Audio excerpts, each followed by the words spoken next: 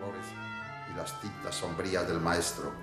Guayasamín, el manantial de las manos, el torrente del genio, el creador del color, el adorador de la línea, el poeta de la tragedia, el músico del mundo, el escultor del alma, el artista del estremecimiento.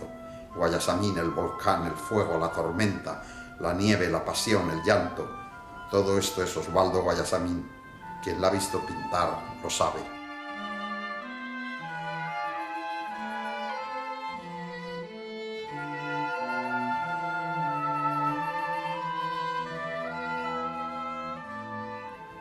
¿Qué será, me pregunto, de ahora en adelante, de tu pincel mayor, huérfano de luna? ¿Qué será, me pregunto, de ahora en adelante, de tu potro menor, el de apoyar milagros, el de amasar el pan, el color y las formas? ¿Frente a qué pietad podremos hablar de amor, sin rubores ni fronteras, tus escuderos de sueños y quimeras? Los del vino sano y señero, los del canto y el alba. Ay, Osvaldo, qué faena. Se te ha dado por ser lo que no eras. Te has ido a morir a una extraña ciudad sin vocación de alas ni condición de esteta. Ha muerto Guayasamín. He muerto. A mis amigos les adeudo la ternura y las palabras de aliento y el abrazo, el compartir con todos ellos la factura que nos presenta la vida paso a paso. A mis amigos les adeudo la paciencia de tolerarme las espinas más agudas, los arrebatos del humor, la negligencia, las vanidades, los temores y las dudas. Un barco frágil de papel parece a veces la amistad, pero jamás puede con él la más violenta. Guayasamín era antes que nada una buena persona. Tenía un gran corazón, era muy generoso, era amigo de sus amigos hasta el final, era comprensivo, era tolerante, defendía lo que pensaba con vehemencia, pero siempre atendiendo a los argumentos de los demás. Un corazón. A mis amigos les adeudo algún enfado que perturbara sin querer nuestra armonía. Yo tengo la suerte de haber compartido con él momentos fantásticos y además, pues él, no solo esto, sino que él forzaba un poco que yo fuese a todos los sitios. Mi devoción en un acorde de guitarra y entre los versos olvidados. Un gran defensor del ser humano y de las clases más desfavorecidas. Entonces yo creo que con esas variables pues era un hombre grande, ¿no? en el amplio sentido de la palabra. La obra de Osvaldo Guayasamín es una denuncia social poderosa. Él en un momento histórico se ubica del lado de los perdedores de la historia de alguna manera, de los que han ido perdiendo siempre. Más violenta tempestad. Sensibilizar, o sea, abrirte los ojos hacia sentimientos que a lo mejor no has experimentado en otro momento. Y timonel, un corazón. Amigo mío, si esta copla como el viento, a donde quieras escucharla te reclama, serás plural porque lo exige el sentimiento. Cuando se lleva a los amigos en el alma.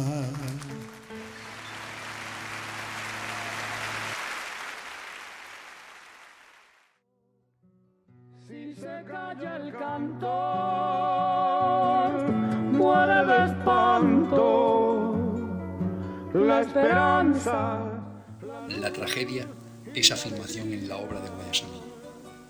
El pintor siente con renovada intensidad los males del mundo y no cede ante ellos, porque siempre confió en las posibilidades del hombre para alzarse y caminar hacia un futuro mejor.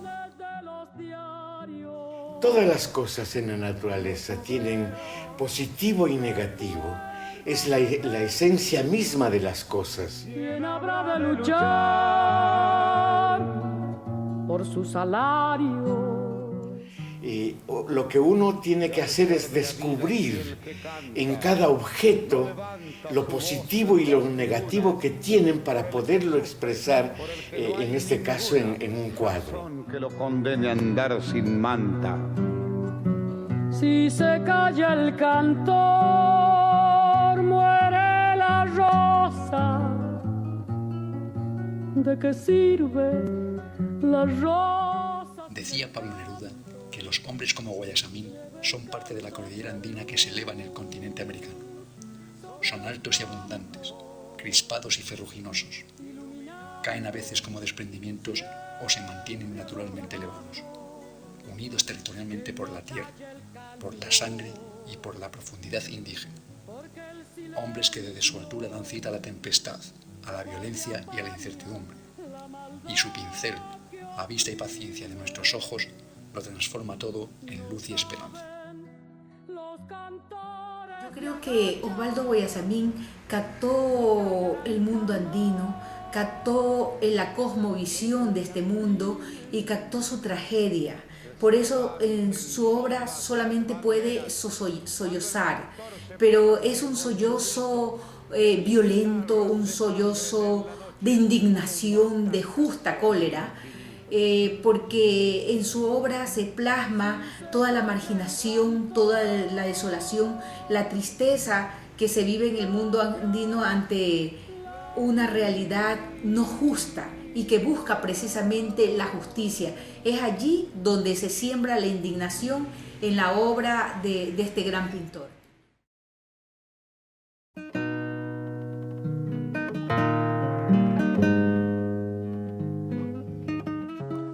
En los últimos 100 años, la extensa región latinoamericana, comprendida entre México y la Patagonia, ha visto nacer a innumerables artistas e intelectuales.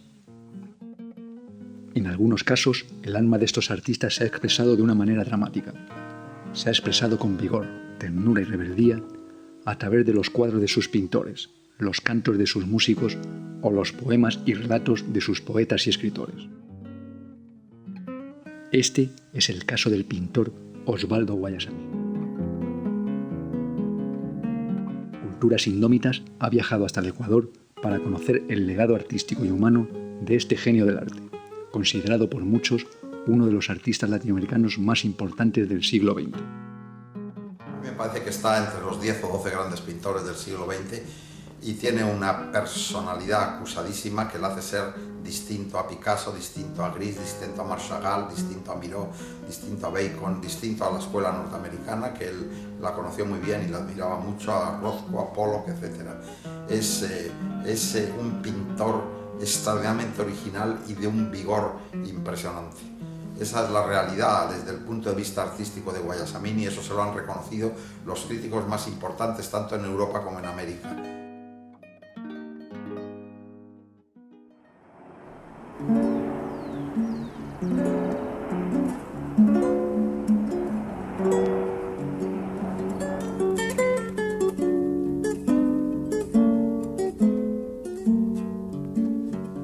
En la ciudad de Quito se encuentra la Fundación Guayasamín y la Capilla del Hombre, instituciones a las que el artista dedicó gran parte de su vida y en las cuales podemos encontrar un importante volumen de su obra, ya que una gran cantidad de la extensa obra que realizó Guayasamín se encuentra en manos privadas o de coleccionistas. Un departamento de Barcelona ha dedicado a su rey, Juan Carlos. Él era un hombre absolutamente generoso y de alguna manera si es que todo esto que ustedes van a poder visitar y han visitado existe, es básicamente por la generosidad de él.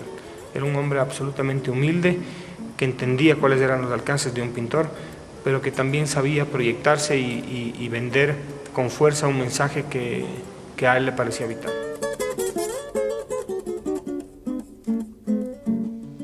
Guayasamín fue capaz de pintar en lienzos hechos con viejos sacos de grano. Fue capaz de moldear toscas piedras y trabajar una gran variedad de metales hasta conseguir auténticas obras de arte. Al contemplar su obra, sus pinturas y esculturas, podríamos llegar a la conclusión de que un gran artista puede tener el concepto de que el material con el que trabaja no contiene nada en sí mismo y que el resultado de trabajar con ellos es solo cuestión de una mano que obedece al cerebro. Guayasamín transformó los colores y las formas en una grandiosa epopeya de imágenes. Una epopeya en la que el hombre ha sido el centro de su obra. El hombre latinoamericano. Hoy por hoy su legado no solamente son estos cuadros, sino el amor hacia lo que somos nosotros y hacia lo que podemos llegar a ser en el futuro si es que entendemos quiénes somos. Es decir, somos una raza mestiza que provenimos de una conquista, la conquista sucedió, pero más allá de esa conquista hay una mezcla de culturas y el rato que entendamos quiénes somos, de dónde venimos, podemos entender hacia dónde vamos a llegar. Yo pregunto a los presentes si no se han puesto a pensar que esta tierra es de nosotros y no del que tenga más. Él en un momento histórico se ubica del lado de los perdedores de la historia de alguna manera, de los que han ido perdiendo siempre. Son nuestras, es nuestro lo que nos dé. A desalambrar. Y eso tiene un costo en su pintura, de alguna manera. De Juan y José. Probablemente eso haya derivado en distorsionar ligeramente su obra. Era un hombre muy, muy allegado al pueblo y naturalmente el pueblo, sobre todo el pueblo ecuatoriano, tiene, usted lo sabe, muchísimas falencias, hay una enorme pobreza en el pueblo y todo eso lo llevó a tener una cierta tendencia a la política, una política que no todos compartimos porque entendemos que la vida es como es, ¿verdad? Y él lo pintó extraordinariamente bien en sus trabajos sobre el pueblo ecuatoriano. Yo creo que Guayasamín era el trasunto del pueblo, era un hombre del pueblo y todo lo que se manifiesta a través de él son los sentimientos, las alegrías, las tristezas, la felicidad, los atropellos que se cometen con el pueblo, todo eso está reflejado en su obra.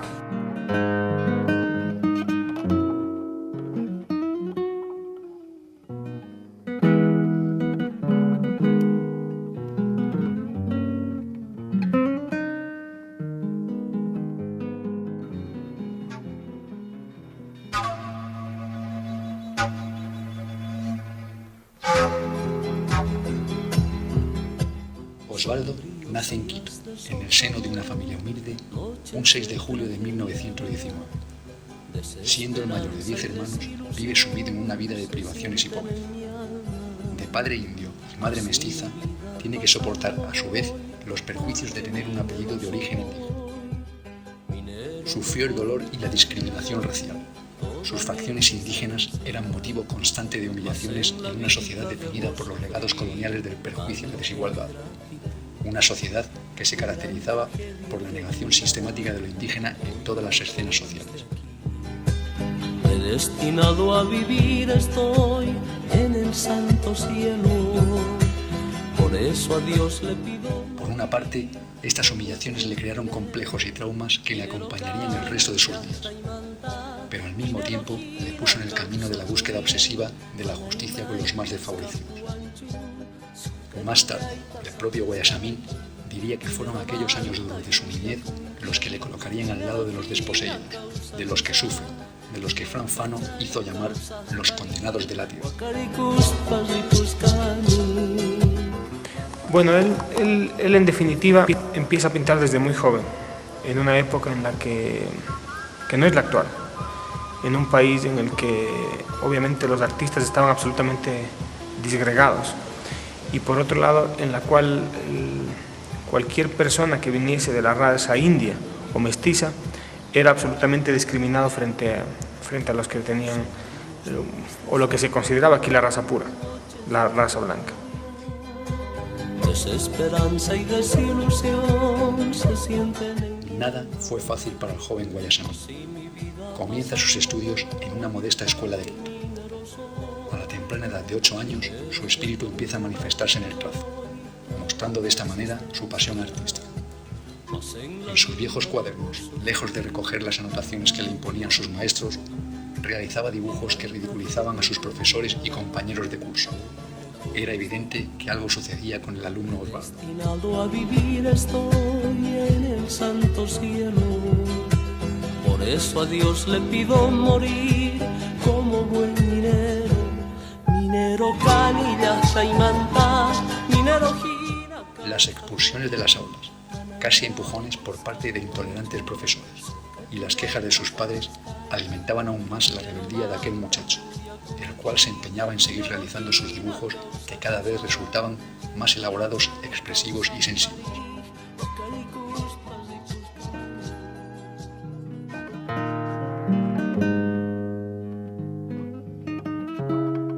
Su padre siempre mostró cierto escepticismo sobre el futuro del mayor de sus 10 hijos. Lo maltrató con frecuencia durante su niñez, llegando a convertirse éste en una presencia distante y temida en la vida del joven. Esta circunstancia terminaría finalmente alejándole de la figura paterna, aunque con el tiempo una callada reconciliación los volvió a acercar. En los últimos años estuvimos muy unidos, pero en silencio, llegó a comentar respecto a su padre el propio Guayasamín.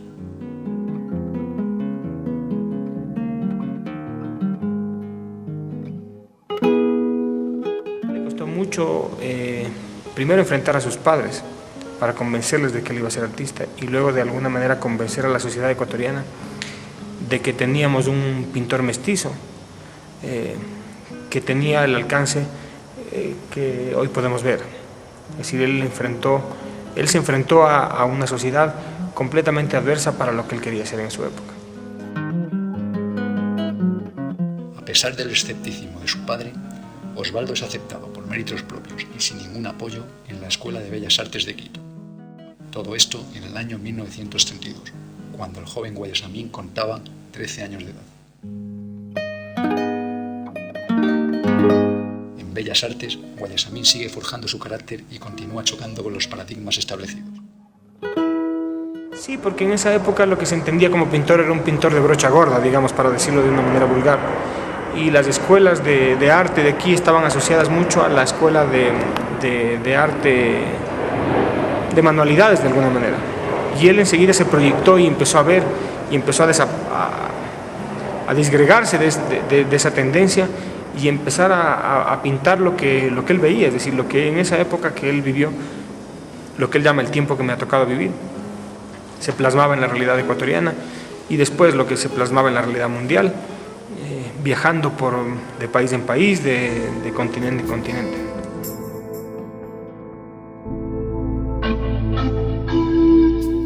Pero tendrá lugar un acontecimiento que le marcaría para siempre. Con 17 años tiene que afrontar uno de los golpes más duros que le daría la vida, la muerte de su madre.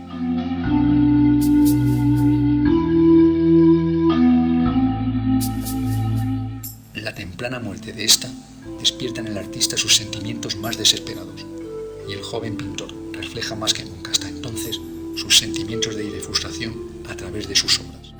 Esa relación materno-filial que a él tanto le gustaba expresar, que tantas veces a él le encantaba escribir y eso lo manifestaba por escrito muchísimas veces, esa relación, esa figura de la madre. A mí particularmente me gusta mucho. Estableció siempre una relación tremenda entre madre e hijo. Para él su madre yo creo que fue algo que le impulsó toda su vida y eso ha sido motivo de que retrate el tema y que lo contenga y que lo desarrolle muchísimo a través de su pintura. La relación con su madre siempre fue muy estrecha. Ella me dio las dos vidas que tengo, la del hombre y la del artista. Recordaría más tarde con cariño el propio Guayasamín.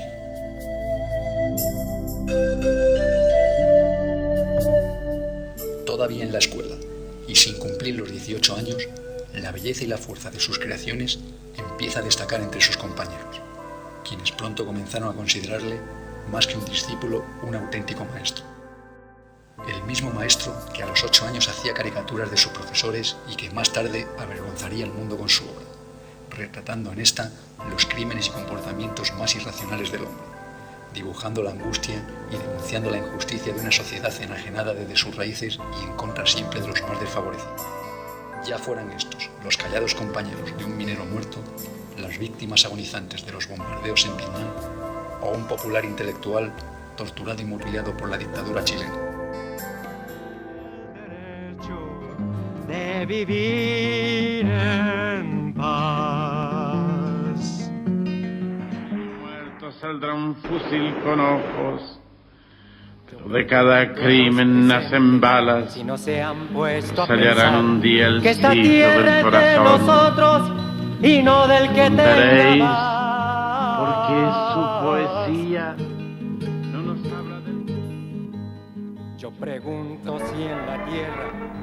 Durante este mismo año hemos tenido que estar alerta. Sus fuerzas están en inferioridad táctica frente a los republicanos. Alemania intervendrá en Checoslovaquia. Donde se oían todas las voces y el canto de todos se hacía escuchar. Desde entonces fuego, pólvora desde entonces, y desde entonces sangre. Hay que apretar el presente con brazos y voces que puedan cantar. Se viven tiempos difíciles y los tristes acontecimientos que convulsionan al mundo inciden en la perspectiva del joven artista. Episodios históricos como la Revolución Mexicana, la Guerra Civil Española o los campos de concentración nazi le afectarían muchísimo a Osvaldo. Chacales que el chacal rechazaría, piedras que el cardo seco mordería escupiendo. Por favor, ayúdennos, por favor. Son nuestra última esperanza.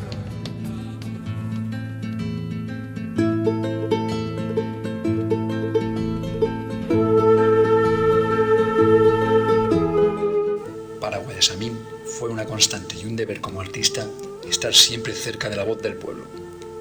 Nunca quiso apartarse de ese pueblo que le rodeó y le motivó en todo momento. Esto se pone claramente de manifiesto a través de su obra.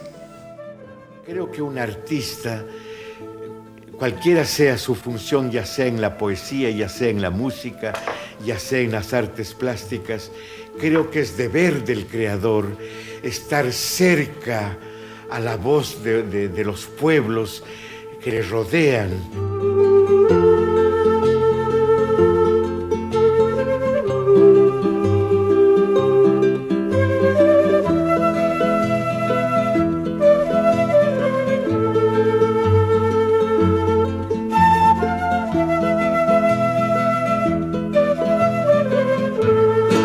La obra de Guayasamín no es una obra que está solo en el esteticismo, es una obra que refleja una situación social verdaderamente atroz en muchas de las naciones del mundo y de una manera muy especial en los pueblos iberoamericanos.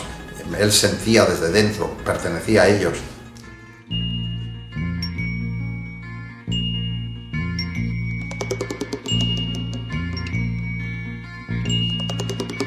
En general, a través de su obra podrá advertirse su constante protesta frente a la violencia, aborreciendo las crueldades e injusticias de una sociedad que discrimina a los pobres, a los indios y a los más débiles.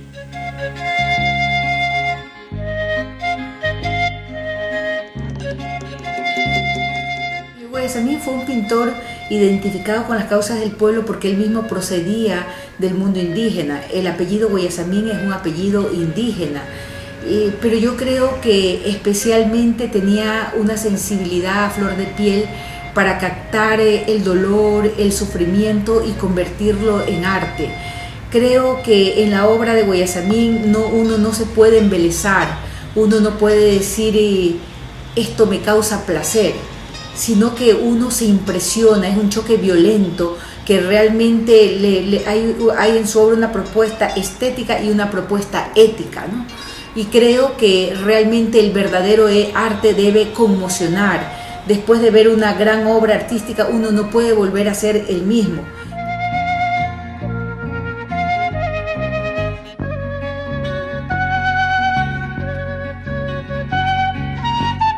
También quiere representar su pueblo, quiere representar sus costumbres, pero lo hace desde el punto de vista del dolor, porque es un pueblo que sufre, porque es un pueblo que vive pues, con una penuria tremenda.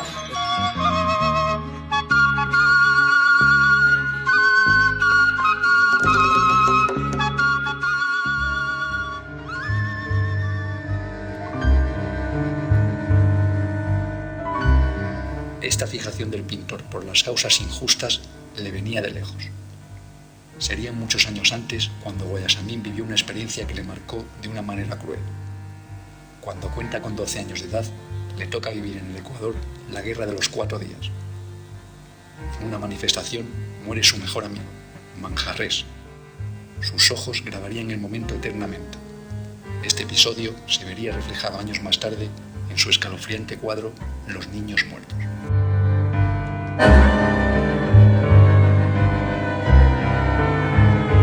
Después que se terminó esta batalla de 4 días, toda la gente salimos a las calles a recoger los muertos y encontré a mi amigo en un montón de cadáveres, completamente verde, hinchado.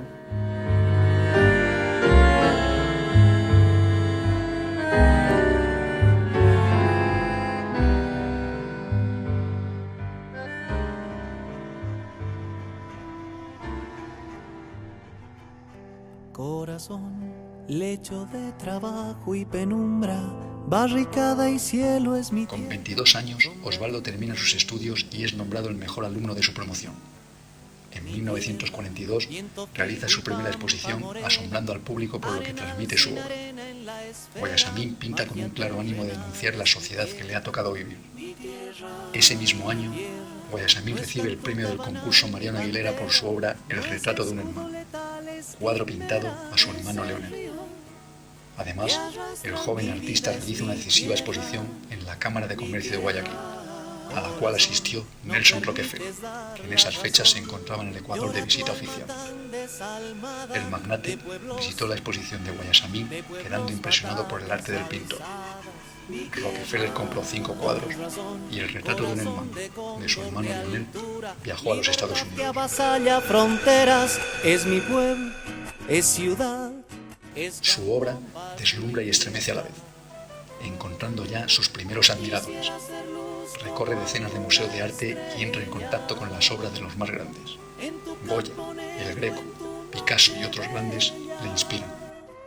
Aquellas obras que en su juventud le compró Nelson Rockefeller en una visita a Ecuador, accidentalmente tuvo que estar allí más horas de las que tenía que estar, le compró varias obras y eso le sirvió para que además de comprarle las obras le dieran una beca que le permitió viajar por Estados Unidos y hacer exposiciones en ciudades muy importantes de Estados Unidos, con lo cual, bueno, yo creo que su espíritu viajero ya a partir de ahí no paró.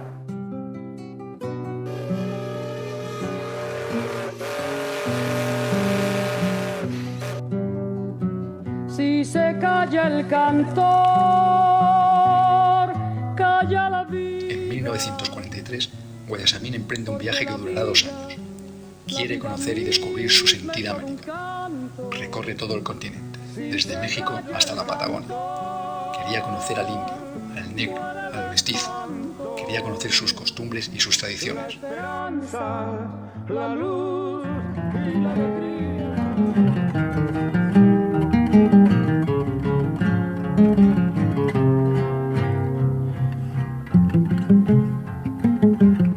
En México trabaja durante algún tiempo con José Clemente Orozco, considerado uno de los más destacados muralistas desde la época del Renacimiento, dejando una importante influencia en la definición del estilo del artista ecuatoriano. Que tienen las flores, Llorona, las flores del Camposanto.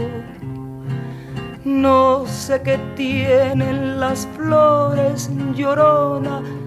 Él admiraba mucho, por ejemplo, a un pintor mexicano que es Rivera, que no lo hemos citado antes y que es el que tal vez se le acerca más en cuanto a calidad en su obra plástica, y también le pasaba a Rivera lo mismo. Yo creo que Guayasamín era el trasunto del pueblo, era un hombre del pueblo. Llorona, parece que están llorando. Ay, de mi llorona, llorona, tú eres. A través de la historia y sus reveses, a través de la paz y de la guerra, de la noche y la aurora, sois vosotros los depositarios, los tejedores de la poesía. Y ahora aquí en mi patria está el tesoro, el cristal de Castilla, la soledad de Chile, la finca de inocencia. En aquellas fechas, Guayasamín tiene la oportunidad de entablar una gran amistad con Pablo Neruda, quien por aquel entonces trabajaba en esa épica de los desposeídos que es el Canto General, donde poéticamente Neruda restituía el cuerpo fragmentado y torturado de América Latina. Pablo Neruda, que ha sido uno de los mejores amigos que yo he tenido a lo largo de mi vida y que sufrimos mucho los dos cuando se produjo la desaparición del gran poeta chileno.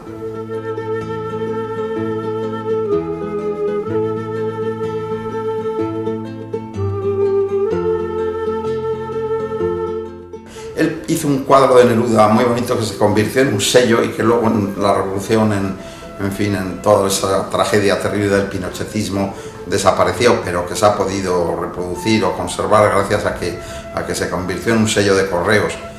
Y yo creo que conoció a Neruda muy a fondo. El tenaz reclamo del chileno por la justicia y su esperanza en el futuro de una América emancipada impresionaron a Guayasamín. Neruda, por su parte, admiró profundamente a Guayasamín y de él dijo: pocos pintores de nuestra América son tan poderosos como este ecuatoriano. Tiene el toque de la fuerza, es un anfitrión de las raíces, da cita a la tempestad, a la violencia, y todo ello, a vista y paciencia de nuestros ojos, se transforma en luz y esperanza. Estas palabras de Pablo Neruda revelaban una gran empatía entre estos dos artistas, y esto se aprecia de manera especial en la obra de Guayasamín de los años 70, donde para muchos el Canto General de Neruda tiene su paralelismo pictórico en la Edad de la Ira.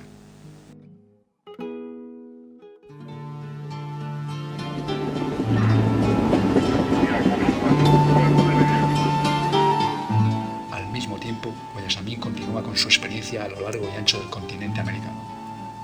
Vive y siente, viajando desde la tierra de los aztecas hasta la tranquila e inhóspita Patagonia.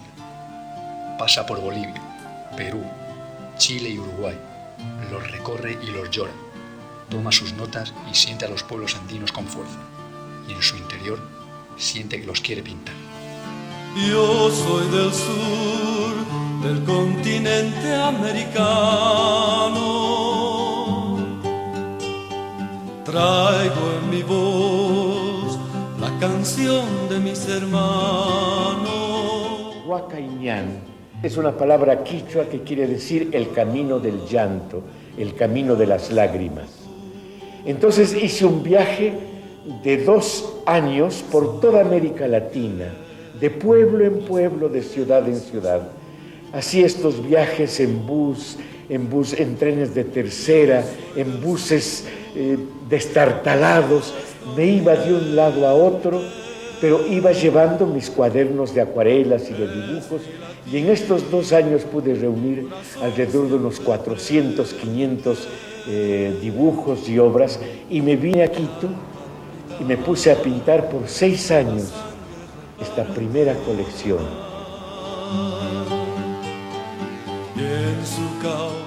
De esta experiencia surgen más de 100 lienzos para su obra a la que denominaría Huaycañán, el camino del llanto.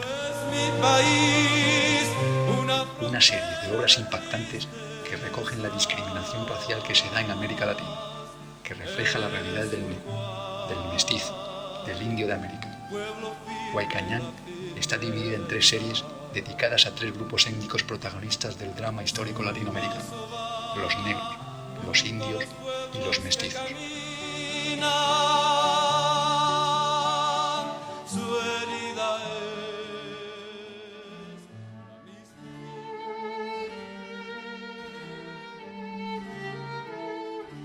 Pero Guayasamín sigue trabajando incesantemente y para ello utiliza todo elemento que se encuentra a su alcance. Empieza a trabajar con el metal, la madera, la piedra, la acuarela o el carboncillo. Todos sus trabajos comienzan a convertirse en obras de arte impresionantes. Sus prodigiosos trabajos aparecen en museos, palacios y edificios significativos de todo el mundo, mostrándole al mundo entero el rostro del hombre andino, dolorido y maltratado por la historia de los pueblos.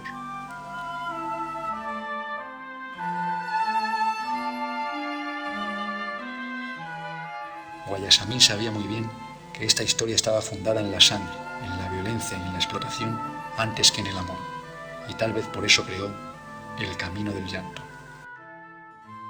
Seguramente es así. Yo creo que él se sentía un indígena, es decir, sentía que era como los precolombinos. Era muy difícil hablar con él de los aspectos positivos que tuvo la colonización española, porque me parece que salvo el idioma, todos los demás no los compartía. Creía que era mucho más positivo lo que tenían los indios antes de los indígenas, antes de la llegada de los españoles. En muchos aspectos no le falta razón. Algunos de esos pueblos eran muy felices y yo no estoy seguro que la civilización que trajimos de Europa no supuso un choque con su propia civilización, que tenía en muchos aspectos valores extraordinariamente positivos. Y él lo que trata de reflejar desde que empieza a hacer esas cosas planas con esos oros del mundo precolombino, en fin, lo que trata de reflejar es su propio sentimiento de indígena maltratado y de indígena al que se ha hollado su cultura, que se ha aplastado su cultura, que no se la quiere dejar salir.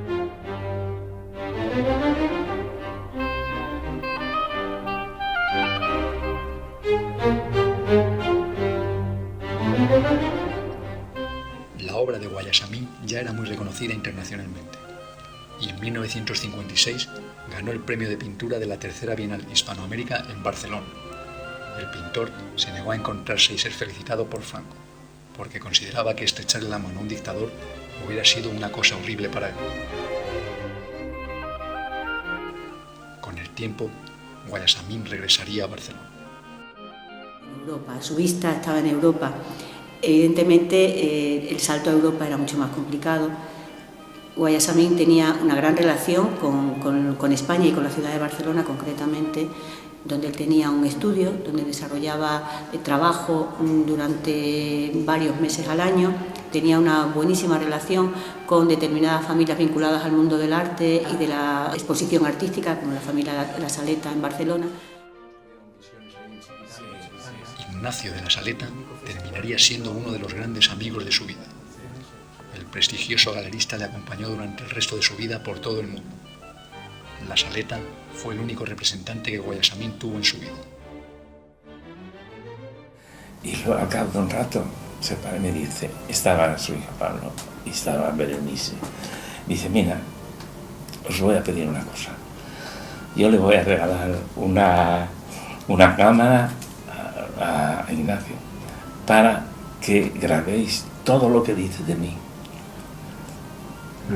Dice, porque vosotros sois mis hijos, pero no me conocéis. Tanto como...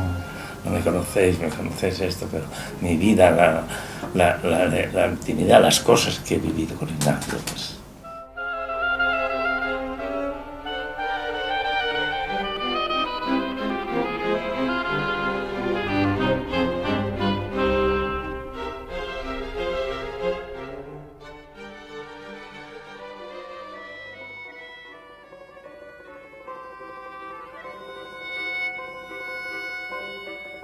Sous le ciel de Paris s'envole une chanson. Después de su triunfo en la Tercera Bienal, el pintor viajó a Francia con la esperanza de conocer personalmente a Picasso. Pero este se negó a verlo. Era un adorador feroz de Picasso y de todos los grandes impresionistas de la pintura francesa, ¿no? Que es inevitable para todos los artistas del siglo XX el descubrir el cubismo de Picasso.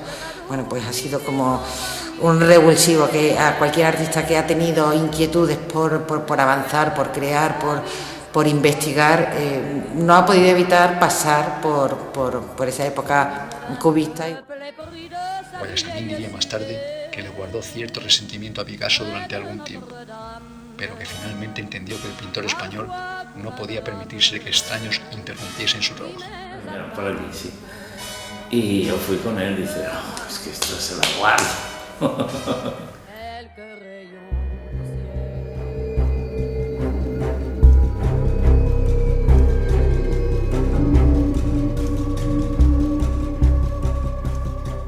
Algunos críticos señalaron que la visión que Guayasamín tuvo de España, llena de dolor y de fracaso, y en medio de memorias arrasadas, 17 años después de finalizada la Guerra Civil, dio lugar a la Edad del Aire.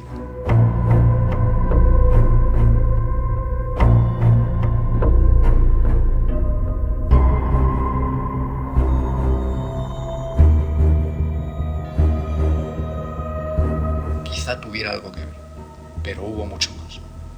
La Edad de la Ira representa la epopeya de la opresión. En este episodio de su vida artística, los colores desaparecen, dominando en sus cuadros los tonos oscuros. Representaba continuamente en sus cuadros a conquistadores, dictadores, generales con uniforme y políticos, los tiranos del mundo, como él mismo los definió.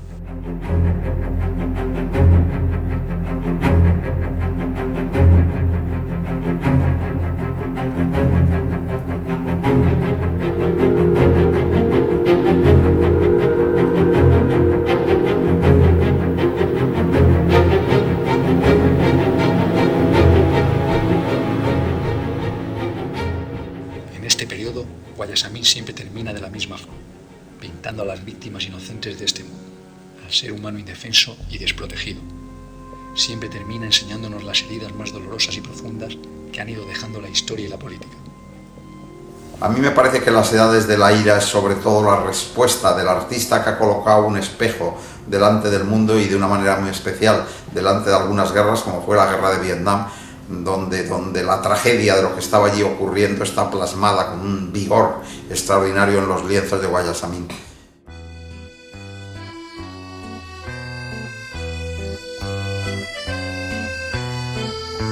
Soy un clavo que va penetrando cada vez más al dentro de mi realidad, de lo que me rodea, de las angustias de los seres humanos en la tierra. Con su disfraz va meciendo sueños junto al despertar. Entre colores brilla, pero al mismo tiempo ese dolor lo plasma a través de una línea que muy pronunciada, un dibujo muy pronunciado, una línea negra muy dura, a través de un empaste de la pintura muy fuerte. O sea, no es una pintura lavada en absoluto, no es una pincelada limpia, es una pintura muy empastada. Y en sus ojitos una acuarela ve pasar, de sus manitas mucha alegría brotará. En la poesía se quedará un alma grande al caminar. Que representan el dolor de tal manera que, como decía antes, ¿no?, esa pintura, ese brochazo grueso está además añadido por unas lágrimas que caen de los ojos absolutamente rojas. Él tenía así una cosa guardada por dentro, por eso pintaba con tanta violencia, era violento pintando. O sea, fueron tiempos de ira, tiempos de indignación, en los cuales había una discriminación absoluta para los pueblos indígenas, en las cuales no había una buena redistribución de la riqueza, en los cuales ni siquiera había un grito indignado y solidario de parte de los partidos políticos que gobernaban el país. En ese sentido, pues Guayasamín reflejó esa situación. Yo creo que un gran artista es aquel que testimonia su época, y Guayasamín lo supo testimoniar con su pincel.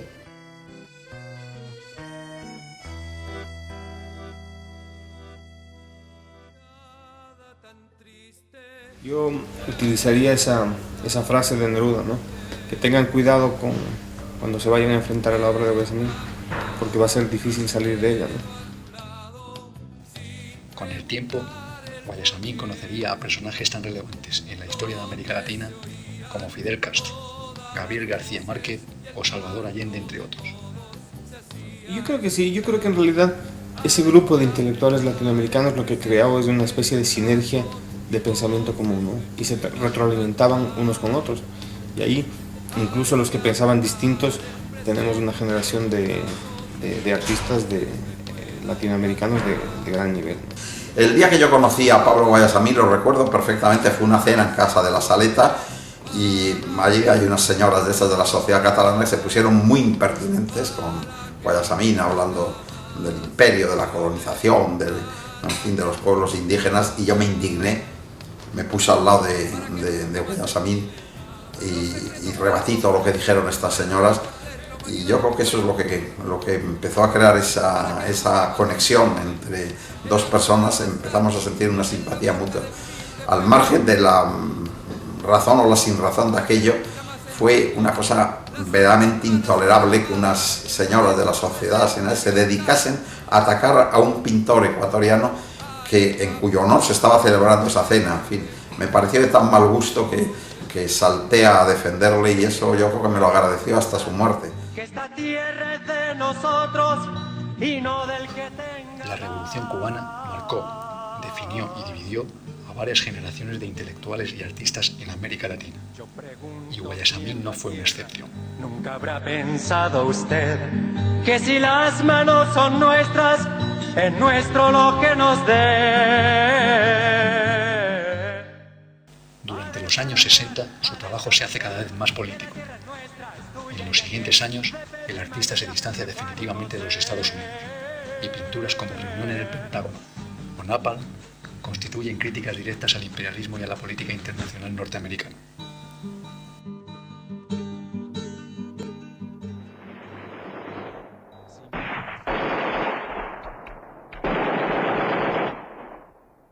Uno se deshace,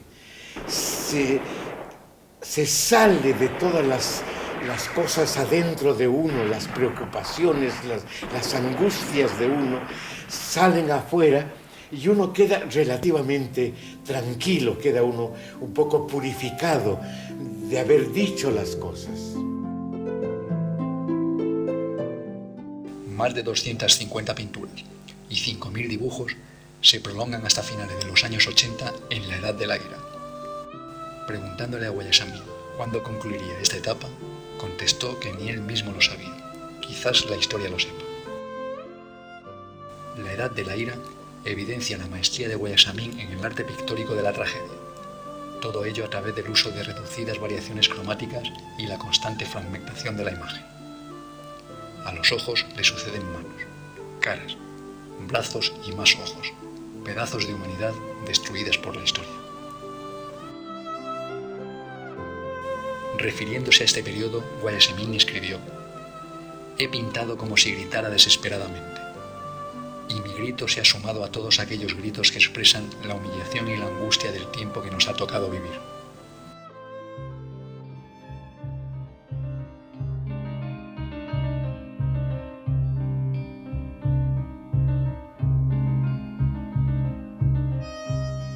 Allende era un muy buen amigo mío desde muchos años atrás.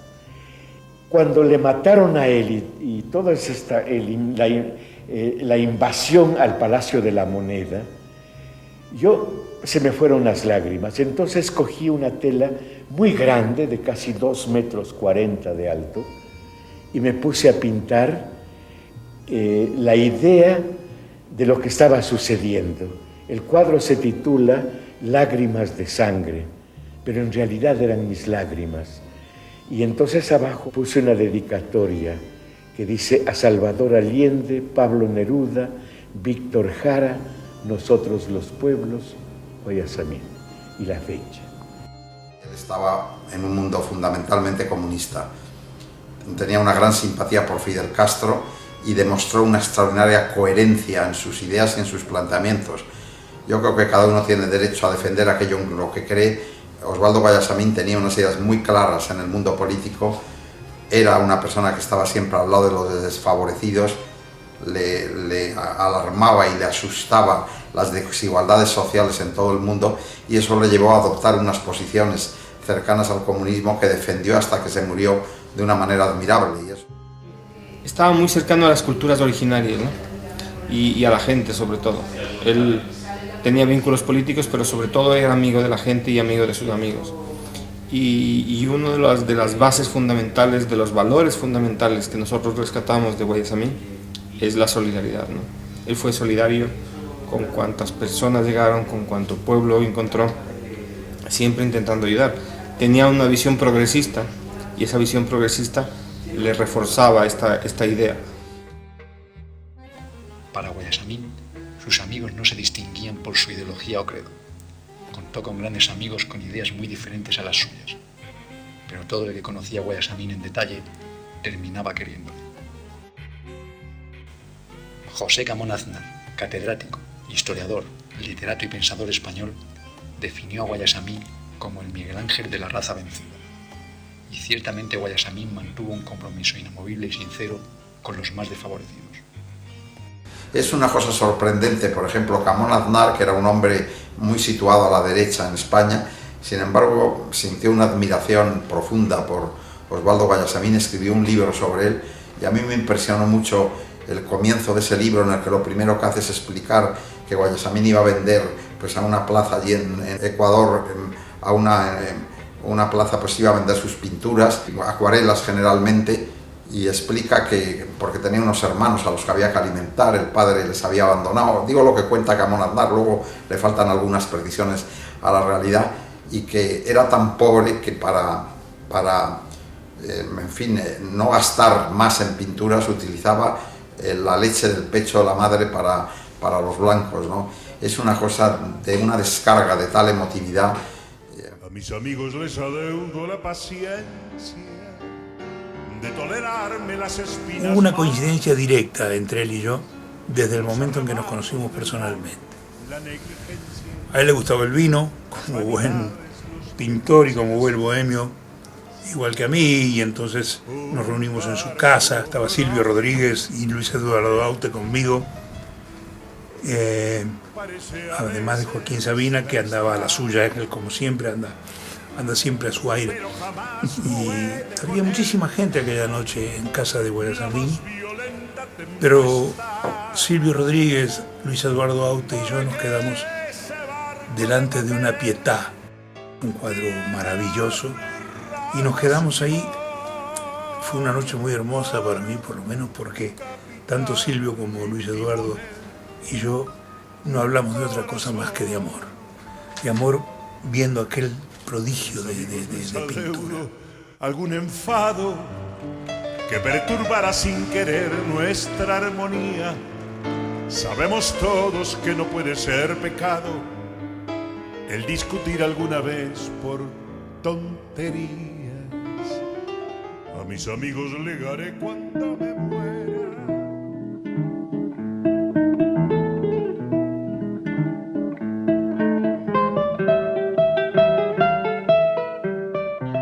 Al mismo tiempo que su fama crecía, Guayasamín se hizo también el pintor preferido de las celebridades. Pablo Neruda, Gabriel García Márquez, Gabriela Mistral, François Mitterrand, Rigoberta Menchú y el rey Juan Carlos se encuentran entre los muchos personajes a los que Guayasamín retrató. El retrato es la cosa más difícil de la creación pictórica. Voy penetrando en el rostro, en el movimiento de la persona, y resulta que es azul, o es naranja, o es rojiza, o es blanco y negro. Todo eso solamente cuando ya voy haciendo el retrato, voy dándome cuenta. A mí me pidió que quería pintar al rey. Bueno, él quería que yo tenía una influencia sobre el rey que no tengo, yo no soy nada más que un ciudadano español, pero en fin, hice unas gestiones y efectivamente el rey posó para él. Pero mientras estaba pintando se le cayeron los pinceles. Y don Juan Carlos, que es un hombre sencillo y también una bellísima persona, se agachó y le recogió los pinceles. Y entonces él le dijo, no es la primera vez que un antepasado suyo, que un rey de España hace eso con un pintor. Y don Juan Carlos se quedó asombrado y dijo, ¿pero qué me quieres decir? Me dijo, no, es que a Tiziano se le cayeron los pinceles cuando estaba pintando a Carlos I de España, V de Alemania, y el emperador, rey de España, se agachó, lo recogió los pinceles y se los entregó al gran pintor italiano. Eso se lo contó a don Juan Carlos.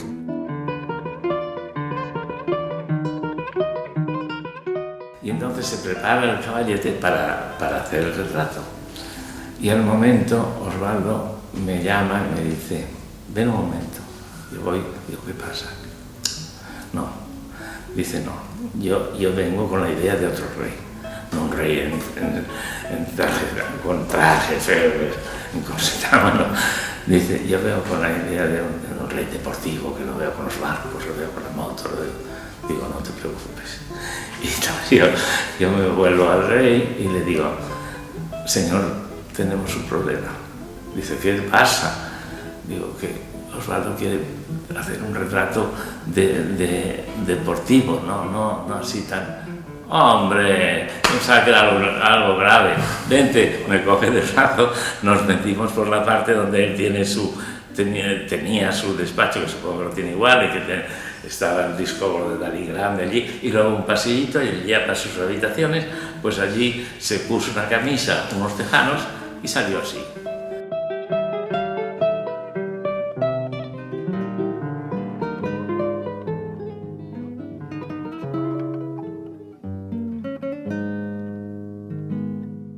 Con su reconocimiento internacional, el artista empieza a preocuparse por su legado artístico.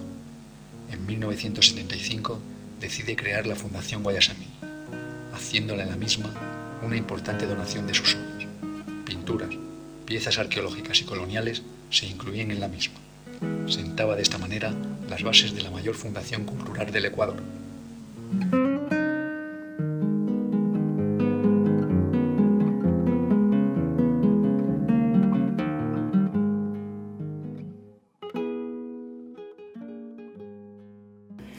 La ternura para mí es terriblemente conmovedora, que es otra cosa de piel adentro.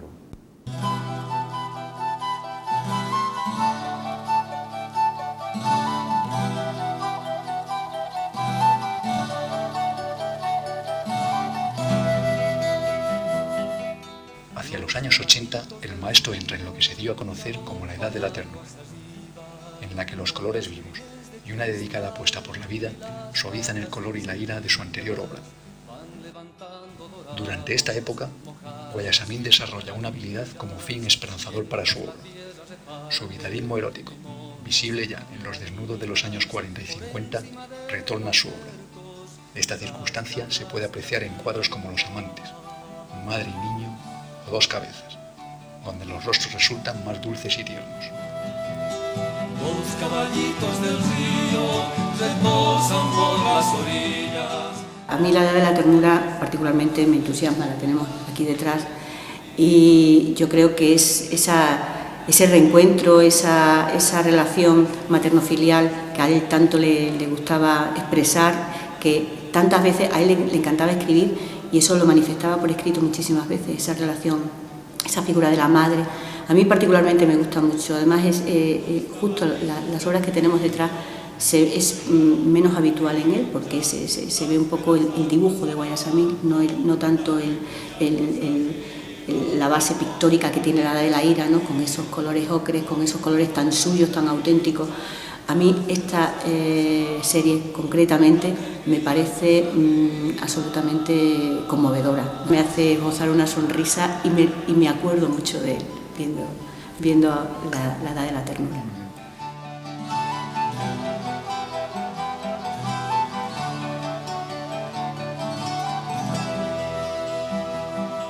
Pañales, corpiños, puñales, corpiños. A estas alturas, Guayasamín se ha convertido en uno de los artistas latinoamericanos más reconocidos del siglo XX. Sus obras son expuestas en los museos más famosos de Europa y Latinoamérica. Se le encargaron obras importantes, murales que hoy día pueden verse en la sede de la UNESCO en París, en el aeropuerto de Barajas en Madrid o en el Parlamento Latinoamericano en Sao Paulo, Brasil. La mañana vendrá recién parida y encontrará para la nueva vida. Junto a Frida Kahlo, José Clemente Orozco, Cándido Portinari Diego Rivera o Rufino Tamayo, entre otros, Guayasamín es uno de los artistas emblemáticos de Latinoamérica. Sin embargo, al momento de su muerte en Baltimore, en el año 1999, Guayasamín apenas era conocido en los Estados Unidos. Y es que Guayasamín tuvo la triste experiencia de comprobar en primera persona la fuerte influencia que la historia y la política tienen sobre la vida del individuo. Lo cierto es que para el público norteamericano, el gran Guayasamín era todo un desconocido. Yo creo que el cambio, la transformación, él estuvo muy identificado con la Revolución Cubana, él estuvo muy identificado con todos los procesos de cambio que vivía en ese entonces América Latina, y él trató de plasmar todo eso en su obra. En su obra hay un llamado a la revolución, hay un llamado al cambio, a la transformación, hay un hasta aquí, esto ya no podemos tolerarlo, hay que cambiarlo. Ese es el llamado subliminal que está en cada una de sus obras. Yo creo que estaba más allá de la política. Él buscaba el reconocimiento del mestizaje. El mestizaje que es la verdadera fuerza real, humana de toda América. Yo creo que él entró más en esa historia, o sea, en la historia más humana que el de la política en sí. La política es algo subjetivo dentro del mundo del ser humano, ¿no?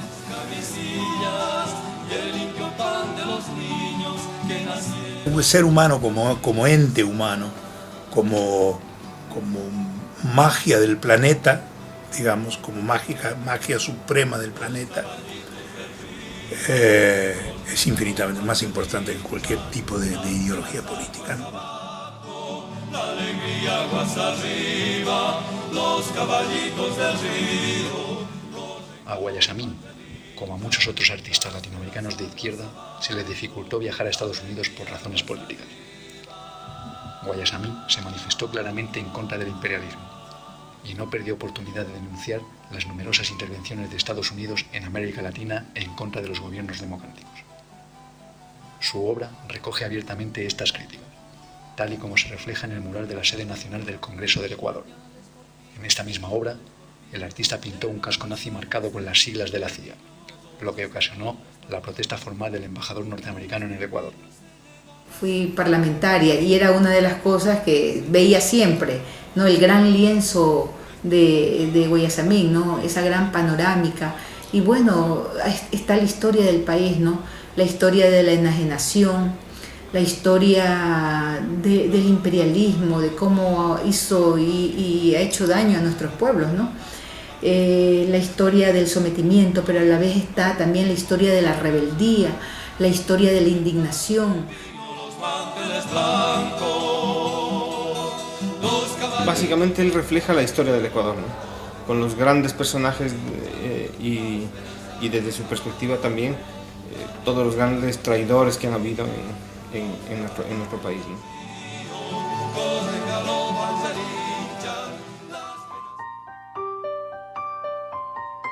Osvaldo Guayasamín fue una figura contradictoria, irreducible a una sola de sus facetas.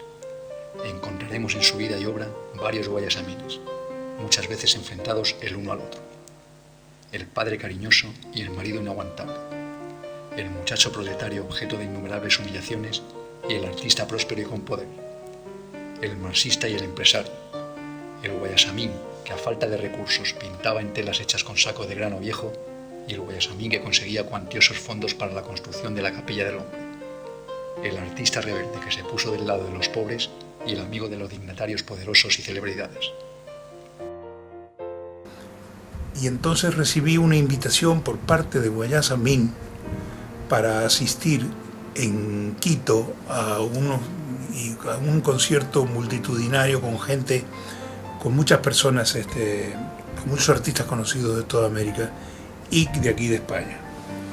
Se trataba de hacer una colecta de fondos para organizar un museo que se iba a llamar la Capilla del Hombre, que es como se llama actualmente el museo, además. De aquí de España fuimos Joaquín Sabina, Luis Eduardo Aute y yo. ha tenido una vida muy rica, ha tenido la gran suerte de conocer a gente importantísima, gente que ha tenido mucho que decir en la historia del siglo XX, especialmente en Latinoamérica, pero por otro lado también se ha movido en otras esferas y a otros niveles. Yo creo que es una de esas personas que merece la pena conocer y que lo tienes ahí en el recuerdo de la forma más entrañable, ¿no? Era un hombre del que se podía aprender muchísimo cada vez que hablabas con él.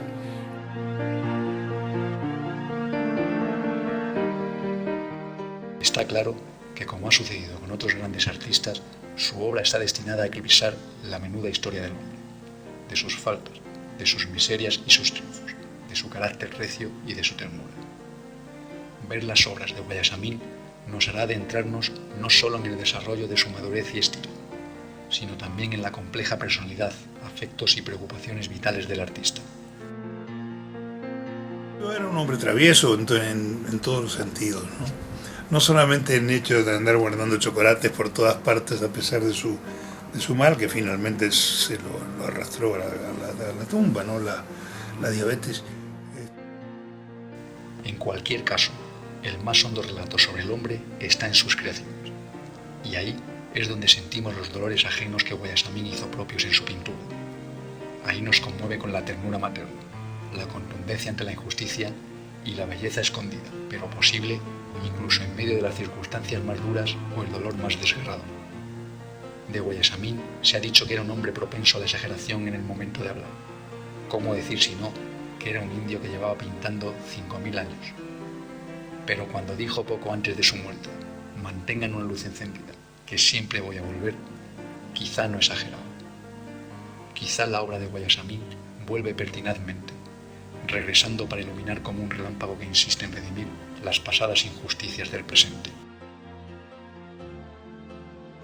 Hoy, 11 años después de su muerte, su legado artístico y la memoria del largo camino de lágrimas transitado por miles de víctimas permanecen custodiados y salvaguardados entre los muros de la Fundación Guayasamín y la Capilla del Hombre.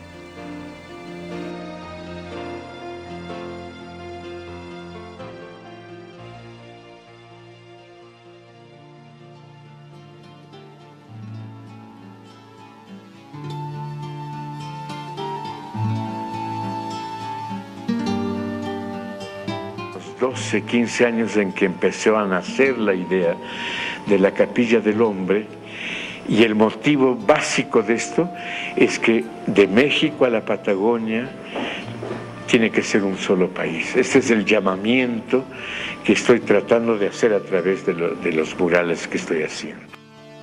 Yo soy del sur, del continente americano. La Capilla del Hombre constituye un santuario humanista con sentido universal que trasciende más allá de las fronteras de América Latina. Allí están representadas las tragedias colectivas de toda la humanidad. Capilla donde la escena que se representa en su cúpula, como en el canto general de Neruda, inmortaliza a los mineros de Potosí tratando de alcanzar la luz con sus brazos esqueléticos. Esos brazos que el mismo Guayasamín necesitó estrechar antes de pintar.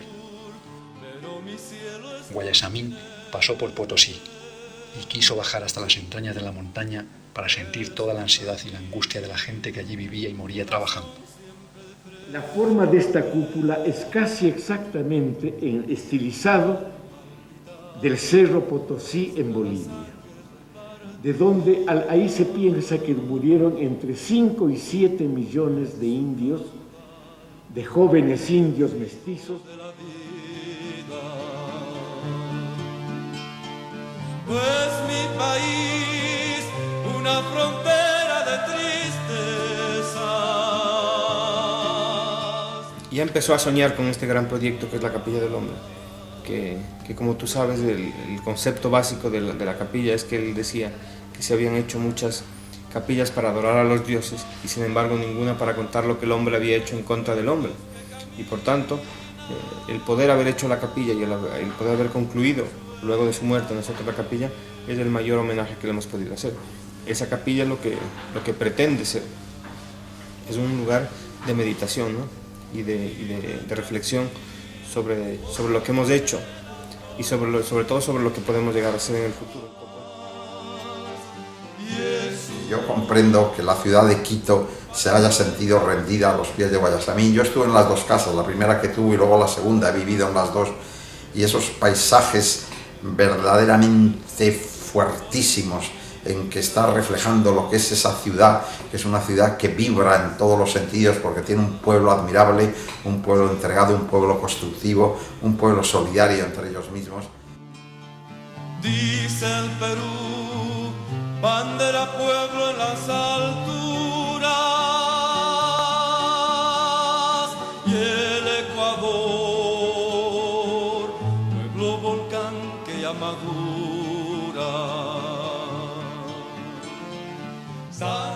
La Fundación cuenta con una galería donde se encuentra parte de la inmensa obra de Guayasamín, tanto sus pinturas al óleo como más de 1000 dibujos. Cuenta con el Museo de Arte Colonial Quiteño, que fue armado y coleccionado pieza a pieza por el mismo Guayasamín. Mira, la Fundación es la institución que administra los museos, ¿no? Es decir, no es un espacio. A veces se confunde el espacio del Museo Guayasamín con la Fundación.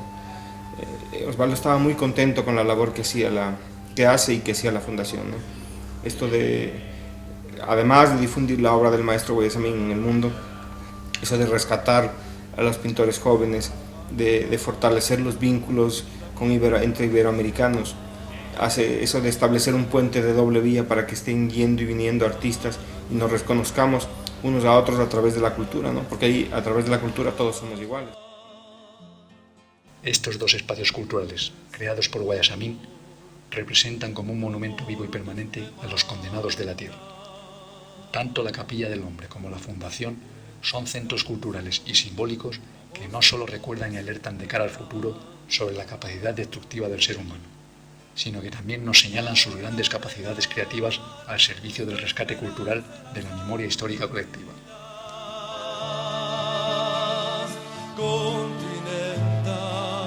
Lo que hay que recomendar, sobre todo a los jóvenes que se acercan a conocer las obras de los grandes pintores del siglo XX, que vayan con los ojos limpios y sin prejuicios.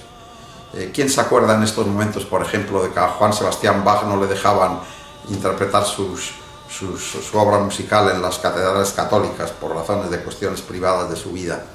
Dentro de 200 años, ¿quién se va a acordar que Pablo Neruda militó en el Partido Comunista Chileno y lo que va a seguir es estremeciendo a las nuevas generaciones con sus grandes poemas de amor?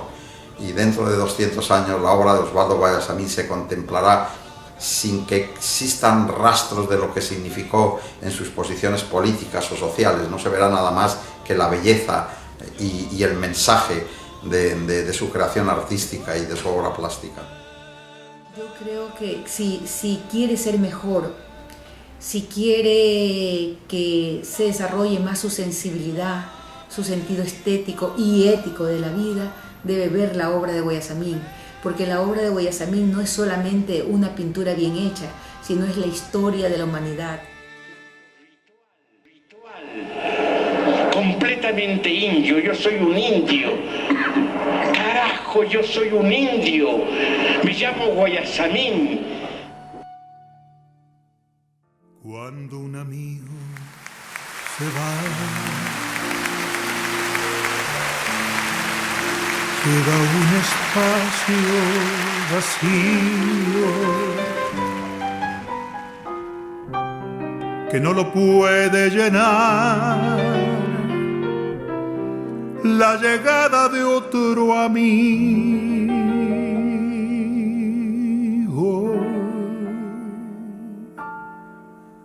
Cuando un amigo se va,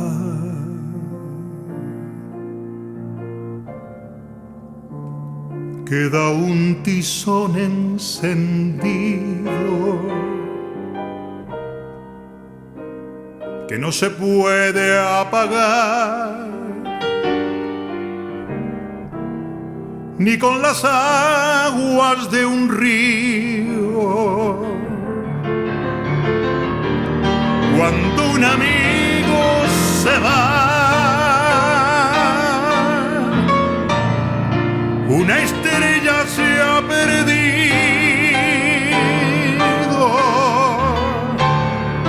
la que ilumina el lugar donde hay un niño dormido